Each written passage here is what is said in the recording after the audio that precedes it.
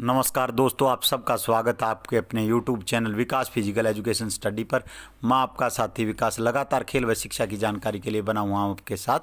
और भाई हमारा जो आगामी परीक्षाएं हैं UPLT ग्रेड है और हरियाणा TGT PGT है, उसके लिए जो खेलों से संबंधित ये सीरीज है, खेल से जो क्वेश्चन उठाता बार बार, तो ये जो क्वेश्चन सीरीज है तो ये आज हम शुरू करने जा रहे हैं। तो पहला ही हमारा क्वेश्चन है, डूरंड कप की शुरुआत कब हुई? डूरंड कप की शुरुआत 1886, 1887, 1888, 1889। आप अपना आंसर लिख लीजिए पहले। 1886, 1887, 1888, 1889। डूरंड कप भाई फुटबॉल से संबंधित है, फुटबॉल की प्रतिष्ठित प्रतियोगिता है। तो दोस्तों इसका जो आंसर है वो क्या है? 1888 इसका राइट आंसर है, 1888। आगे चलते हैं दोस्तों। डूरंड कप की शुरुआत 1888 फुटबॉल की प्रतियोगिता है। आगे चलते हैं। अगला क्वेश्चन है, लोना शब्दावली किस खेल से संबंधित है? लोना शब्दावली भाई, लोना शब्दावली किस खेल से संबंधित है? कबड्डी से, कुश्ती से, जूडो से, बॉक्सिंग से। आप अपना आंसर लिख लीजिए पहले। कबड्डी, कुश्ती, जूडो, बॉक्सिंग। तो लोना शब्दावली किस खेल से संबंधित है? आपने आंसर लिख लिया होगा। तो भाई लोना शब्दावली है कबड्डी से। और लोना के कितने अंक होते हैं? 2 अंक होते हैं भाई लोना के। आपको याद रखना, लोना के 2 अंक होते हैं लोना के। लोना शब्दावली कबड्डी से संबंधित है, जब विपक्षी टीम के सभी खिलाड़ी आउट हो जाते हैं। आगे चलते हैं दोस्तों। अगला क्वेश्चन है, KVS में आया भाई बहुत बार। फास्ट ब्रेक शब्दावली किस खेल से संबंधित है? Tennis, basketball, hockey, judo. दोबारा बता देता हूँ, फास्ट ब्रेक शब्दावली किस खेल से संबंधित है? Tennis, basketball, hockey, judo. आप अपना आंसर लिख लीजिए। आपने लिख लिया होगा अपना आंसर। ये KVS 2015 या 17 में आया था, 15 में शायद। तो इसका आंसर है बास्केटबॉल। राइट आंसर है। फास्ट ब्रेक शब्दावली बास्केटबॉल से संबंधित है। अगला क्वेश्चन है, बैडमिंटन के कोर्ट का डबल्स का क्षेत्रफल कितना होता है? बैडमिंटन खेल का भाई जो खेल है वो खेला जाता है किस पर? कोर्ट पर। और ये एक इंडोर गेम है। और भाई इसकी अंतर्राष्ट्रीय फेडरेशन की स्थापना 1934 और भारतीय फेडरेशन की भी 1934। आपको ये याद रखना है। बैडमिंटन के कोर्ट के डबल्स का क्षेत्रफल 40 गुणा 20 मीटर, 13 40 गुणा में 6 10 मीटर, 44 गुणा में 22 मीटर, 40 गुणा में 20 मीटर। आपने अपना आंसर लिख लिया होगा। बैडमिंटन कोर्ट का आकार 44 गुणा 20 मीटर, 13 40 गुणा में 6 10 मीटर, 44 गुणा में 22 मीटर, 40 गुणा में 20 मीटर। आपका आंसर लिख लिया होगा। तो इसका राइट आंसर है जो 13 40 और 6 10 इसका मीटर में क्षेत्रफल है, और 44 गुणा 20 फिट में है भाई ये। तो ये इसका राइट आंसर है 13 40 6 10। आया है DSSB PGT में। आगे चलते हैं दोस्तों। वाटर पोलो में खिलाड़ियों की संख्या कितनी होती है? वाटर पोलो हैंडबॉल के टाइप का ही गेम है जो तरणताल में खेला जाता है। तो वाटर पोलो में खिलाड़ियों की संख्या कितनी होती है? 5 7 9 6। खेलने वाले खिलाड़ियों की संख्या भाई जो प्लेइंग है, जो प्लेइंग में हैं उनकी संख्या पूछी गई है। प्लेइंग खिलाड़ियों की संख्या कितनी होती है भाई? तो इसका जो राइट आंसर है होगा, आपने लिख लिया होगा, तो 7 खेलने वाले खिलाड़ी इसमें होते हैं और 5 एक्स्ट्रा। ये तरणताल में खेला जाता है। आगे चलते हैं दोस्तों। कुश्ती के पहले द्रोणाचार्य अवार्डी कौन हैं? कुश्ती के पहले द्रोणाचार्य अवार्डी कौन है भाई? मास्टर चंदगीराम, गुरु हनुमान, BB भागवत, कैप्टन चांद्रूप। आपने अपना आंसर लिख लीजिए पहले। कुश्ती के पहले द्रोणाचार्य चंदगीराम, गुरु Hanuman, BB Bhagavat, captain चांद्रूप।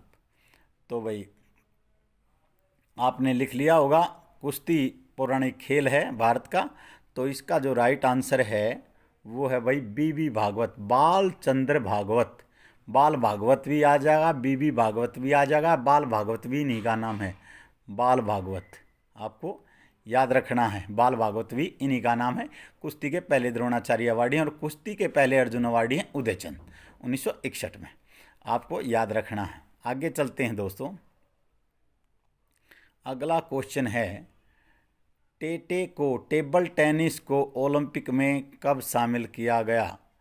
Table tennis को ओलंपिक में कब शामिल किया गया? आपको इसका आंसर देना है।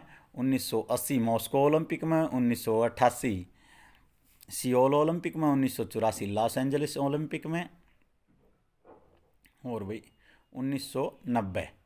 आपके ये 4 ऑप्शन हैं।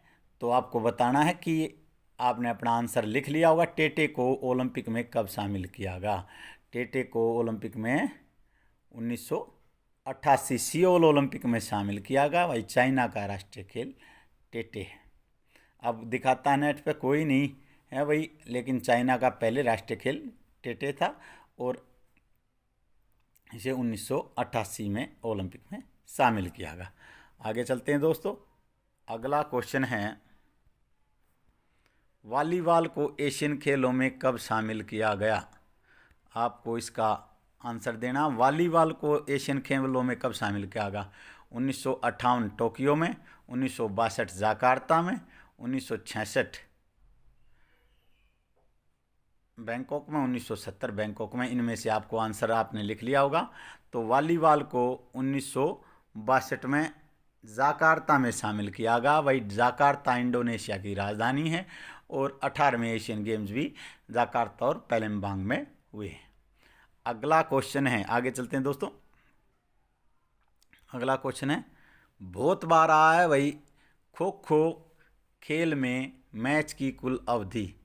खो खो खेल में मैच की कुल अवधि कितनी होती है?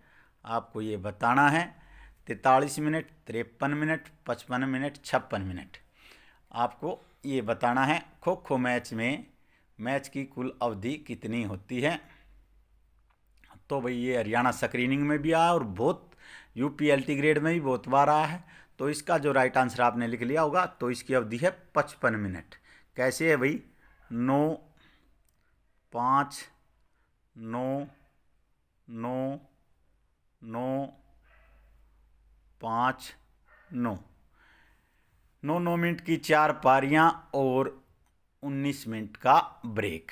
5 मिनट का, 9 मिनट का और 5 मिनट का ये ब्रेक हैं।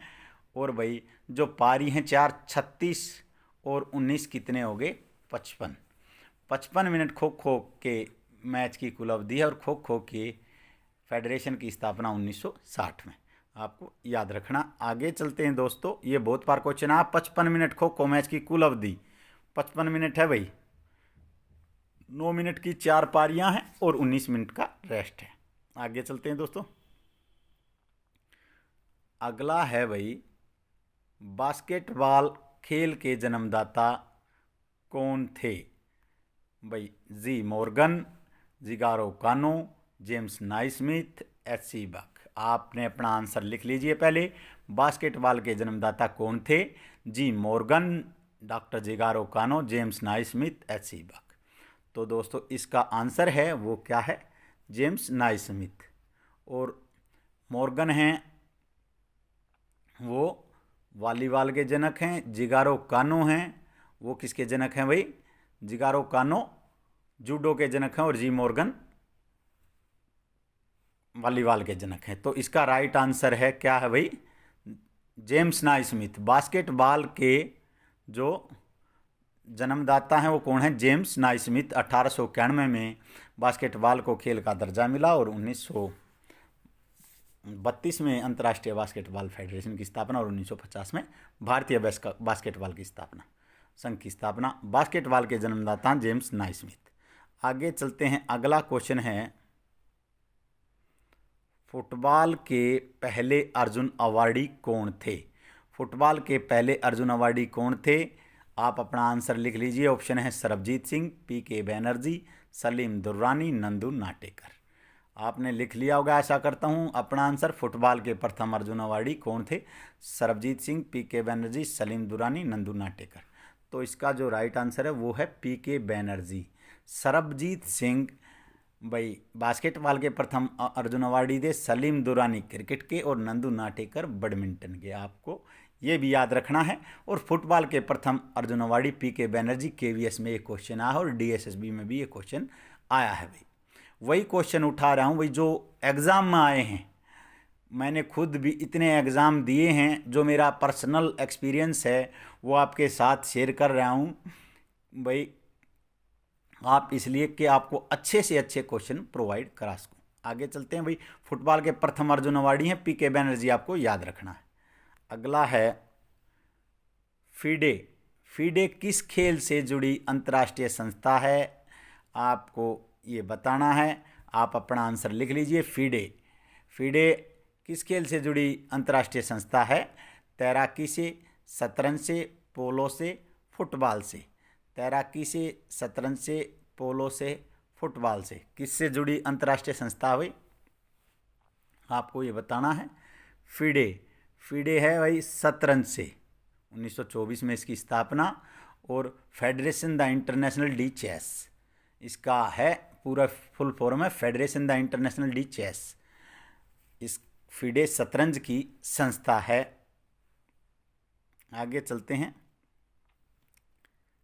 नायडू ट्रॉफी किस खेल से संबंधित है? एनवीएस में ये क्वेश्चन आया था, आप गलती करेंगे इस क्वेश्चन में, मेरा भी खुद गलत हुआ भाई, मैं पर्सनल अपना एक्सपीरियंस बता रहा हूँ। नायडू ट्रॉफी किस खेल से संबंधित है, आप अपना आंसर लिख लीजिए। क्रिकेट से, शतरंज से, हॉकी से, कुश्ती से। क्रिकेट, शतरंज, हॉकी, कुश्ती। तो नायडू ट्रॉफी किस खेल से संबंधित है? शतरंज से, आपको ये याद रखना है। नायडू ट्रॉफी आप गलती करते हैं क्रिकेट से, सीके नायडू ट्रॉफी क्रिकेट से है और नायडू ट्रॉफी शतरंज से है। मेरा भी ये क्वेश्चन गलत हुआ था एनवीएस में, एनवीएस में यह क्वेश्चन आया है। आगे चलते हैं दोस्तों, नायडू ट्रॉफी शतरंज से है। आगे चलते हैं। पूर्णिमा ट्रॉफी किस खेल से संबंधित है? बहुत बार एस्टेट में भी आया है, बहुत बार केवीएस में भी आया, 2015 में या 17 में आया है, और एस्टेट में 2 या 3 बार यह क्वेश्चन आ चुका है, और अन्य एग्जामों में भी यह डी-SSS की परीक्षा में भी यह क्वेश्चन आया। पूर्णिमा ट्रॉफी किस खेल से संबंधित है? आपको आप अपना ऑप्शन आप अपना आंसर लिख लीजिए। हॉकी, जूडो, पोलो, वॉलीबॉल। तो भाई जो पूर्णिमा ट्रॉफी है वो किस खेल से संबंधित है? वॉलीबॉल से। वॉलीबॉल की अंतर्राष्ट्रीय फेडरेशन की स्थापना 1947 और भारतीय वॉलीबॉल फेडरेशन की स्थापना 1951। और वॉलीबॉल में 6 प्लेइंग खिलाड़ी होते हैं और 6 एक्स्ट्रा। पूर्णिमा ट्रॉफी आपको याद रखना है, वॉलीबॉल से। आगे चलते हैं भाई, आसपास की और भी बात साथ साथ बता रहा हूँ मैं आपको। अगला क्वेश्चन है हरियाणा हरिकेन। हरियाणा हरिकेन से किस खिलाड़ी के नाम से किस खिलाड़ी को जाना जाता है? विजेंद्र सिंह, युवराज सिंह, कपिल देव निखंज और जितेंद्र। हरियाणा हरिकेन, आप अपना आंसर लिख लीजिए पहले ही। हरियाणा हरिकेन के नाम से किस खिलाड़ी को जाना जाता है? विजेंद्र सिंह, युवराज, कपिल देव, जितेंद्र। यह अब जो पीटीआई की परीक्षा हुई है इसमें भी यह क्वेश्चन आया है, और हरियाणा हरिकेन यह क्वेश्चन पहले भी और भी एग्जामों में आ चुका है, और हरियाणा के भी जो अदर एग्जाम हुए हैं उनमें हरियाणा जीके में भी यह क्वेश्चन आया। तो इसका राइट आंसर है कपिल देव निखंज।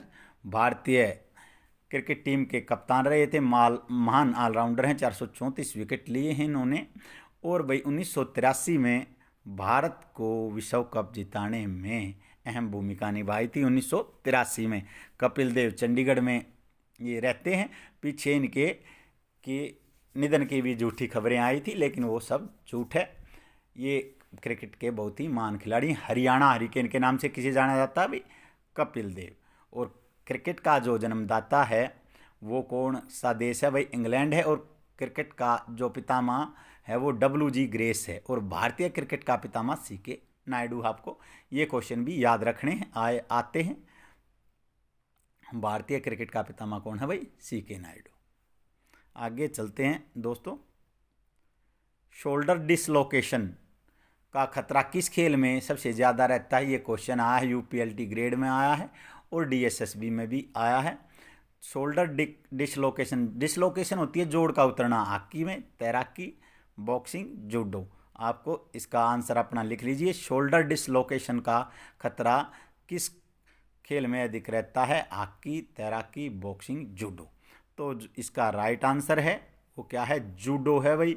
जूडो के हॉल को सियाजो कहा जाता है और जूडो की जो पोशाक है उसे जूडोगी कहा जाता है और जूडो के खिलाड़ी को जूडोका कहा जाता है और जूडो के जन्मदाता डॉक्टर जिगारो कानो है। अंतर्राष्ट्रीय जूडो फेडरेशन 1951 और भारतीय जूडो फेडरेशन 1965 में।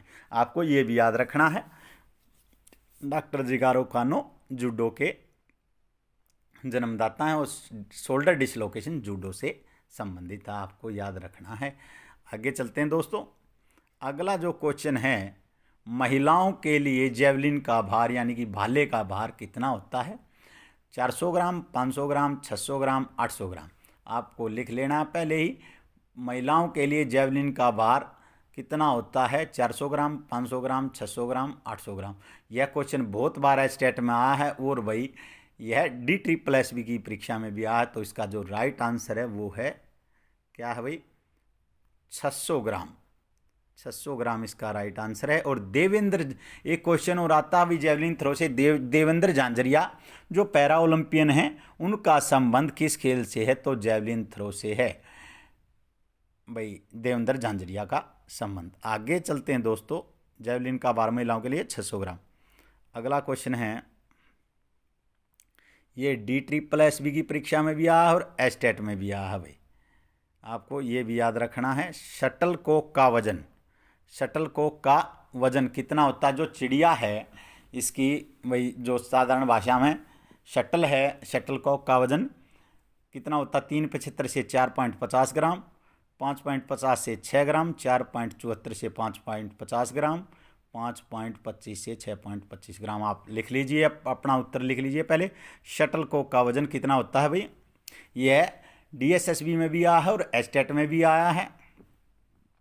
तो इसका जो राइट आंसर है वो है 4.74 से 5.50 ग्राम। इसमें परों की संख्या होती है 14 से 16 और जो बैडमिंटन का कोर्ट है वो आपको बता दिया, 44 गुणा 20 फीट, 1340 गुणा में 610 मीटर जो बैडमिंटन का कोर्ट होता है। और बैडमिंटन के जो प्रथम अर्जुन अवार्डी थे वे नंदू नाटेकर और MS आरिफ इसके प्रथम द्रोणाचार्य अवार्डी थे। शटलकॉक का वजन दोबारा बता देता हूँ, 4.74 से 5.50 ग्राम।